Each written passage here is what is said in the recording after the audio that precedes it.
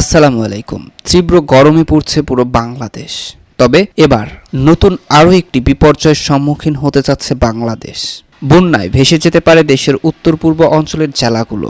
উত্তর পূর্ব অঞ্চলের জেলাগুলোতে আকস্মিকভাবে বন্যার সতর্কতা জারি করা হয়েছে। বাংলাদেশের উত্তর ও উত্তর পূর্ব অঞ্চলের আকস্মিক বন্যার আসন্ন হুমকি মোকাবেলায় স্থানীয় বাসিন্দাদের জন্য সতর্কতা জারি সহ কয়েকটি সুপারিশ করেছে বন্যা পূর্বাভাস ও সতর্কীকরণ কেন্দ্র FFWC, যা খুবই দুঃখজনক একটি ঘটনা। কারণ আমরা বর্তমানে যে গরম এবং তীব্র খরার মধ্য দিয়ে যাচ্ছি তা কিন্তু নজিরবিহীন। কিন্তু এই তীব্র খরা এবং এই তীব্র তাপমাত্রার পরে শুরু হতে পারে বন্যার ভয়াবহ তাণ্ডব। এখন আল্লাহ তাআলা কপালে কি রেখেছেন তিনি ভালো জানেন। বাংলাদেশের পানি উন্নয়ন বোর্ড ও দুর্যোগ ব্যবস্থাপনা অধিদপ্তর পরিচালিত FFWC পরিস্থিতি নিবিড়ভাবে পর্যবেক্ষণ করছে এবং সতর্কতামূলক ব্যবস্থা গ্রহণের পরামর্শ দিচ্ছে। সাম্প্রতিক প্রতিবেদন অনুসারে উত্তর পূর্ব অঞ্চলীয় জেলাগুলোতে পানির স্তর দ্রুত বৃদ্ধি পাচ্ছে, যা বেশ কয়েকটি অঞ্চলে আকস্মিক বন্যার ঝুঁকি তৈরি করেছে।